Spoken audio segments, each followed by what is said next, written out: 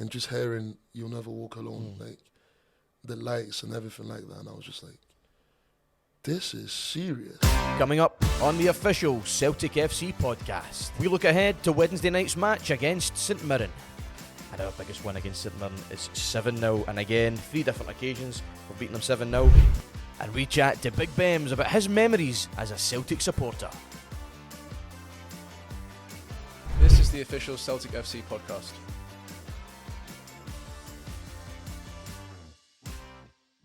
Hello and welcome to the official Celtic FC podcast, the only podcast that allows you to get behind the scenes access here at Celtic Football Club. Joining me today on the show, we've got Daylin Docherty. How are you, Daylin? Yes, very good, Matt. Thanks for having me on once again. We're going to obviously review the weekend's match. It wasn't a classic by any stretch, but as always at this football club, the next one's just around the corner. Now, before we introduce our guest, just a reminder to all our listeners and viewers, we are still running our EAFC 24 competition. We've had a brilliant response to it, and we are going to pick our winners this week. So if you've already entered the competition, even if you want to get back in touch with us and specify whether it's the PS5 or the Xbox copy, and come the end of this week on the show, we'll pick 2 winners. So as always, it's Celtic View at celticfc.co.uk for your entries. So, Daylin, joining us today, we have the man himself, and he's rocking the hoops as well. He's looking fantastic. You look better than us, definitely. For sure. We've got Big BEMZ. How are you, mate? Not too bad. Thank you for having me. Yeah. No, not at all. Listen, we're going to get right into it then. We'll have a wee chat with yourself later on in the pod, just about all things Celtic, your career and how it's going. But first of all, we're coming off the back of a 0-0 draw at Easter Road at the weekend. It wasn't great. It wasn't a great result. However, not to get into the football cliches too early here, but if you're not going to win the game, don't lose it. We come away with a point. Daylin, what was your takeaway from the game? Yeah, I mean, I think the manager made a really shrewd point in his post-match interview that we done at Easter Road, that he was quick to point out 10 games played, 8 wins, 2 draws, and in that, we have went to Fir Park, Pittodrie, Easter Road, Tynecastle, Livingston and Ibrox. So to come away with that in those 10 games, win 8 times and 2 0-0s, I think it's good going, to be honest. And it's now onto the other team to go to these away grounds and see what they can do. But we've definitely came through. And I think the performance, I think it might be fair to say, BEMZ, you might agree, having watched the game, it had the hallmarks of, you know, trying to recover from Wednesday night a bit, didn't it? Yeah, no, for sure, you know, but obviously I think it just goes to show the progress that we're at, where it's like 0-0 after playing Europe, everybody's raging, isn't it? You know, so like, you know, I can't lie, I did expect a win, as you always do when Celtic is playing, innit? You know, but like you say, if you don't win it, as long as you don't lose it, so that really matters, innit? You know, but I think the boys will bounce back easy, you know. No, I definitely agree. But when you go down, just what you said, I think the best thing about it is the next game's round the corner, St Mirren on Wednesday. So, and it's here at Celtic Park. So there's a real chance to, you know, get the 3 points again and get back to winning ways. But it was just one of those games. I think the manager made the point that they dominated possession, 20 shots in goal, but it was in the last 20 minutes they really decided to turn the screw a bit, and they could have done it a bit earlier, but you can't win them all, I suppose. And I really do think that, I know we're touching on it there as well, you're right, the sort of, it's a marker of where we are, that we come here, we get a draw against Atletico Madrid. Even that should have been more. We should have won that game, but you know, to go toe-to-toe with Atletico Madrid and get a 2-each draw, it was magnificent. It was a wonderful game actually. But it's a marker of where we are, that of course we've got Easter Road. It's one of the hardest away venues in the league, obviously. We don't perform to our standards. We don't lose the game, but you're right, we're sitting here, we're totally disappointed. But I do think that the big match on Wednesday here in the Champions League, it can't not have an effect, you know, because we really, really went through the gears on Wednesday night. And you could see that, I think, at times on Saturday, that maybe there was a sort of case of running out of steam a wee bit. But, you know, we move on because we've got a massive game coming up. But like, as you guys were touching on, that's sort of our hard away run done. Yeah. And we've done pretty well, to be honest. And like you say, it's now up to other teams to go ahead and see how they do. Just touching on Saturday's performance, Matt, I think, you know, you said the word running. I think Atletico Madrid, you were here on Wednesday night, BEMZ, how much running did Celtic have to do in that game? Oh, man. It's so much different to like a Scottish Premiership game. They have to, like, you've seen Callum McGregor, he's covered every blade of grass against Atletico, and they're only human. Like, for sure, but I think Wednesday was so exciting, just because of how relentless we played. It was like non-stop, man, constant. From fourth minute when Kyogo scored that, and you're just like, wow, okay. And you'd think the boys would kind of like ease off, and it was just non-stop, And obviously O'Reilly and all that as well, like the games they were playing were sensational. So obviously it would take its toll on you and on your body. Like, bro, I play football every other week, I'd say. Nah, that's lies. But like, I run for 2 seconds and I'm done. Do you know what I mean? So to be able to see them even keep that momentum and that pace for 90 odd minutes against such a high quality team like Atletico, it was sensational to see, and to be able to not lose that either as well, and be like, bro, that was a win for us, like we should have actually taken all 3 points there, and it just goes to show how hard the boys actually tried for that, and hopefully, like we say, come Wednesday, they show the same, Yeah, well, absolutely right, because as we've been touching on, the next one always is just around the corner, and the next one is Wednesday night, and it's St Mirren under the lights. Maybe not quite as glamorous as Atletico coming here, but it'll still be a big match and a good atmosphere. So let's get into that then. Let's sort of shake off the hangover of the weekend. Not a great result by any means, but we've got a perfect opportunity to bounce back. So we've got St Mirren here on Wednesday night, who are doing really, really well so far this season in the table. I've obviously got a couple of stats we've pulled together in the lead up to this one. So in terms of Celtic's all-time stats against St Mirren at Celtic Park, we have played St Mirren here 126 times. We've won 93 of those matches, we've drawn 22, and we've lost only 11 games throughout our history here at Celtic Park against St Mirren. So, good stats coming into it. We've scored 338 goals. We've conceded only 95 goals against them, and that gives us a positive goal difference of 243. We first played against St Mirren in February 1891. Happy to report it was a 3-2 win for Celtic. And in terms of the biggest scorelines in the history of this fixture, well, St Mirren's biggest victory against us is 4-0. They've beaten us 4-0 on 3 separate occasions. The last time was in 2010. And our biggest win against St Mirren is 7-0. And again, 3 different occasions we've beaten them 7-0. 2009 has been the last time we beat them. Not bad stats for early in the week, that, Daylin. Yeah, I mean, that's really impressive. You've done your homework. The old stats book never lets me down. It never lets me down. I remember that 7-0 game. I was here at Celtic Park. I was 17 years old at the time. Mark Rochs scored like one of the best goals of the afternoon. I think that Nakamura had a hat-trick that afternoon as well. So in St Mirren had the likes, I think Jack Ross was in their team at the time. Might be wrong, but it was a good opportunity for us on Wednesday to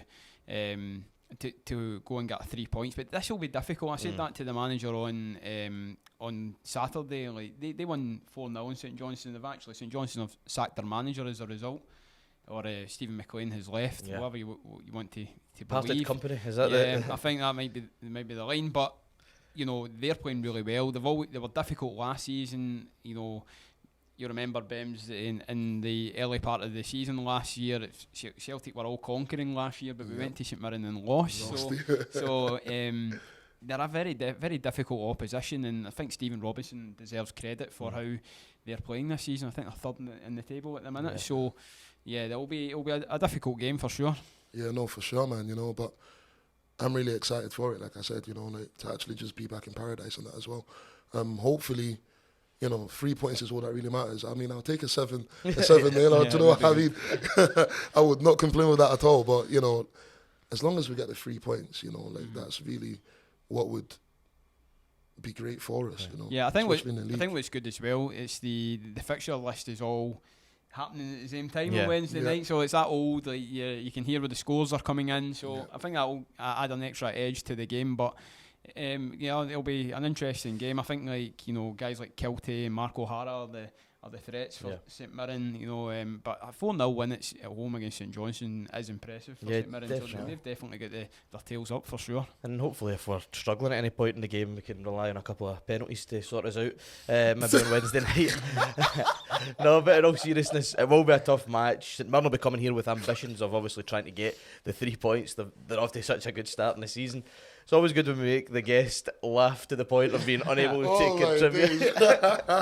So that caught me off guard. I can't. No, it'll be a wonderful. It should be a good opportunity for us here to bounce back, get ourselves back in the winning ways.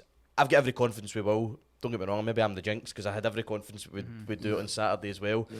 But no, this is a good opportunity for us. I think as well, it's quite an important week for Celtic because the gap's been somewhat closed now. So, you know, if you win the game on Wednesday and we actually, you know, our nearest rivals are not playing league action because they're otherwise occupied at the weekend. So we go up to Ross County and have a chance to hopefully extend our lead with no response. So I think it's a massive week for Celtic in the league to try and, you know, push forward a bit and reassert that dominance that we've just somewhat lost over the weekend. Oh, I agree. Well, shall we do it then? Shall we have a little bit of a score prediction before Wednesday night? Ben, I'll let you kick off. What's your score prediction for Celtic versus St Mirren? I was probably going like 3-1 or something. Okay. Yeah, I think I'd go the same. I think St Mirren, they always tend to give us a bit of an issue here. I think we always come through, but they always look a bit of a threat, to be honest. And Mark he's got a decent goal record against Celtic, so he might be one for scoring. But I'd go 3-1 as well, BEMZ. Good shout. I'll go a little bit more convincing then. I'll go 4-1 to Celtic. I think we'll bounce back like a wounded animal from the weekend and hopefully take out our ire on St Mirren here on Wednesday night. Okay, so that's our review and preview section sort of wrapped up there. And obviously we didn't spend too long on the Hibs match. It's a 0-0. What else would you expect? But of course we're delighted to have you here with us in the studio today, BEMZ, for the podcast. Man. So let's dig into it a little bit then. In terms of We're going to talk a little bit about your sort of Celtic supporting life, and we'll come to that in a little second. But first of all, in terms of on the career front, what's the latest? What's happening? Any upcoming gigs or albums or whatever? So it's been a crazy year. You know, it's been non-stop. So I'm kind of glad that it's coming towards the end. You know, we've got a few things lined up. You know, like mainly back in studio working for next year's projects, but. I've got a few awards that I'm hoping to take home. Do you know what I mean? A couple of shows to kind of like just see out the year, but nothing too like prominent type thing. You know, it's like it always happens this time of year. You know, like the music industry starts to quieten down because everybody's just getting ready for Christmas, isn't it? You know, so that's kind of really just it. What's good for us, you know? So it's been a good run. I just can't wait to just rest, you know. Absolutely. Do you not just pinch yourself for how your life has changed somewhat? Like, it's so funny. I was actually having a conversation about this last week, and someone was asking, they were like, you know, how do you stay so like positive and stuff about it? And I'm like, if you told me this like 4 years ago, I'd have bit your hand up for it. Do you know what I mean? So it's like every single thing that happens is basically a blessing, isn't it? You know, and bruh, like. Yeah, it's crazy. It's actually mad to wake up and say, this is what I do. Do you know what I mean? So, yeah, I love it, man, and long may it continue, you know? Matt will touch on your Celtic supporting life, but one of the things that I find is crazy if you've just blown onto the scene almost. You walk into JD Sports and there's a picture of you in the Celtic kit, and people go, I'm going to go and buy that. Bro, honestly, like, I was in the Celtic store, because I hadn't been in there also for a while. I'd seen it in JD and stuff, and I needed a new kit for my daughter. And I walk in and I'm just like, you know, pushing the pram about, finding my top, and this woman comes up to me and she's like, "Is that you?" And I'm like, "What are you talking about?" Do you know what I mean? It was just so random, innit? And she like points behind the cash desk, man. There's just this massive picture, my big head just smiling in that, and I was just like, oh my God, like I think that was when it properly like hit. Do you know what I mean? Like obviously, like you say, you see it at JD and stuff, but seeing it in the actual Celtic store and it's like, you know, my picture was bigger than Hatati's. You know what I'm saying?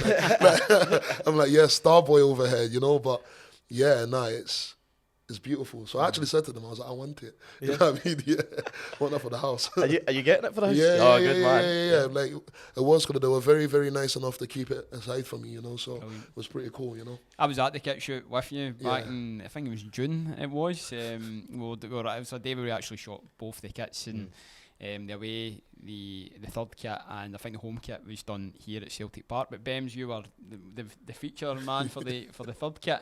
Yeah.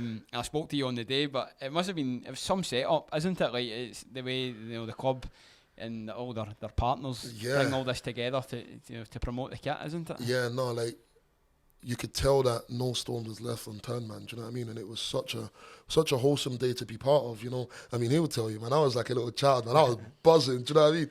Like just being able to come in, see the kits, and just be in that environment with, you know, the background staff and also, you know, the players that I love as well, you know. So to even be in the same, I won't even say category, but just in the same room and being able to take part in something like that for a club that, you know, I care about, you know, like, it was beautiful, you know. It was probably one of the greatest experiences of my life, you know. And you could tell, man. I was like, oh my God, man. Bro. You were like a kid? Bro, we finished shooting and I was like, can I just stay? I was like, can I just watch? And they were like, go ahead, you know. So, yeah, no, it was amazing, you know. Yeah, it was a pretty cool day, to be fair. And you can tell as well, it's totally sincere and genuine. And it must be a brilliant thrill, obviously, being a supporter and then getting that opportunity and being so involved, and then obviously walking into the Celtic shop and your face is beaming back at you. It's not good. It's brilliant to hear. But obviously touching on that sort of being a Celtic supporter, we're going to get a wee chat here about sort of your favourite memories through the years of supporting Celtic. But before we do that, I've got something I want to sort of speak to you about, because you were saying there about how you play football. Now, am I right in saying recently you were up at St Rochs playing in this sort of centenary match? I was that. And you took a bit of stick on Twitter because, now, to paint the picture here, there was a free kick. I don't know what half, the second half of it. And it bends in, but you're in the wall. Yeah. And people are calling you out saying you ducked out of the way. you want to respond to that just now? I do want to respond to that, because this is absolute nonsense and blasphemous, you know. Like, I'm telling you, if you look at the trajectory of the ball, it comes nowhere near me. Do you know what I mean? Like, I jump and I'm like, you know, I've got to keep my handsome face looking nice and that. So I'm like, it ain't hitting my face. Well, So I turn my head. But my problem is, and I'm not even trying to like point fingers or nothing, innit?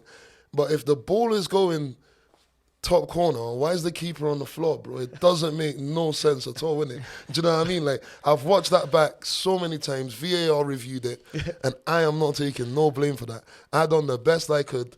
We just need to look at the keeper, innit? Because how are you getting beat from a free kick? That's terrible, man. You know? So Celtic podcast exclusive. It's the keeper's fault. It's the keeper's fault. Right. We'll have to It's get the the keeper's keeper fault. on to get his It's the keeper's fault. I have got my evidence, I have got my pictures, the videos that shows the flight of the ball, and it's got nothing to do with me. So. How was the experience of playing up there? It's such an iconic club, St Rochs. It's so well known in this country. They've got a wonderful setup up at the stadium, up at James McGrory Park. How was it? How was the experience of the day? Again, it's just amazing, you know. See, just to be even been called up to even do something like that was mad, you know. And I remember just turning up. You hoping to be scouted by the manager? Oh, I told him, I said, you know, if you need another centre back, I'm there, innit? Do you know what I mean? Like, and the more injuries, just 079 me, I'm on the first train right here, you know. But that in itself was crazy. Like, just being in a changing room, you know, you're just sitting there and you're just like, bruh, that's Brendan Rodgers. Do you know what I mean? Like they just walked in and, you know, he walked up to me and obviously I'm like, you know, I'll play it cool, you know, I'm big BEMZ and that, you know. Like, and then inside I was like, holy. I was, you know what I mean? Do you know what I mean? Like, it's a family show. I was just like, wow, you know. But the whole experience was sensational, you know, and I'm grateful also for the opportunity always, you know. Superb. That's wonderful to hear, and it must have been great. Yeah.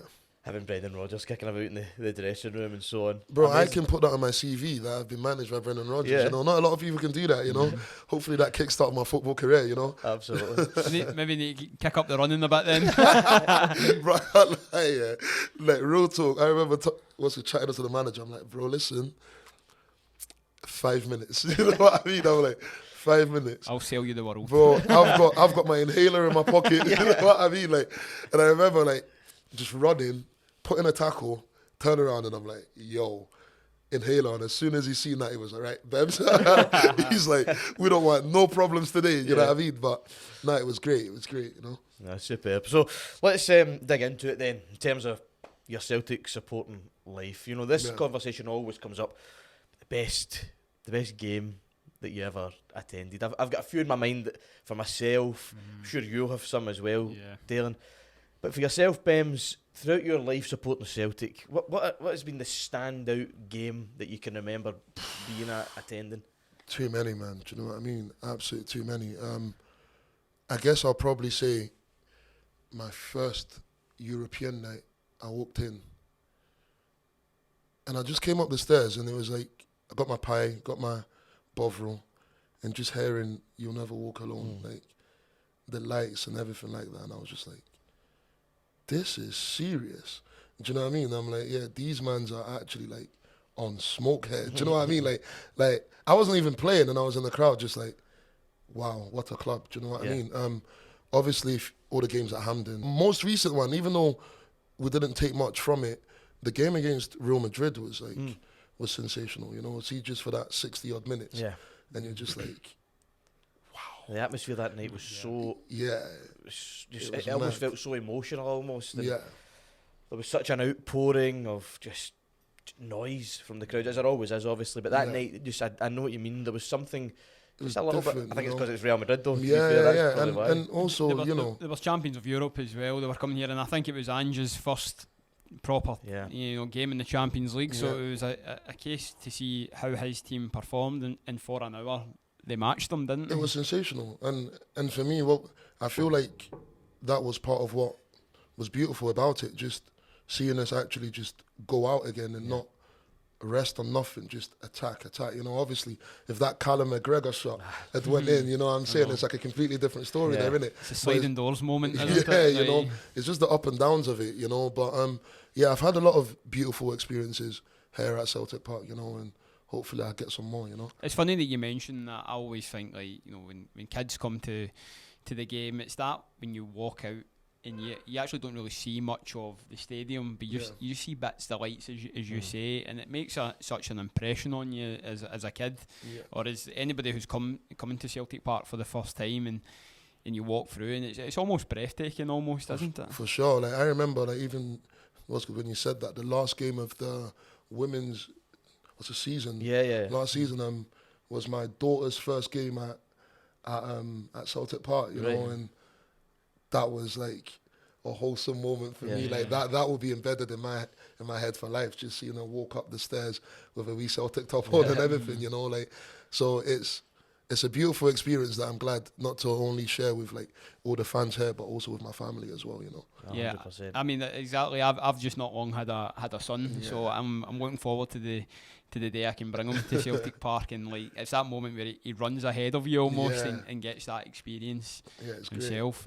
So I can imagine it was such a wholesome moment. You never ever forget, you know, your first time coming to this stadium and so on, because I even remember thinking back. I always, when we came in earlier this morning, we came out into the stadium. Obviously, it was a good moment because just to have a little moment, have a little look around. When I first came here as a kid, when I first brought here to the game, this felt like the biggest place on earth.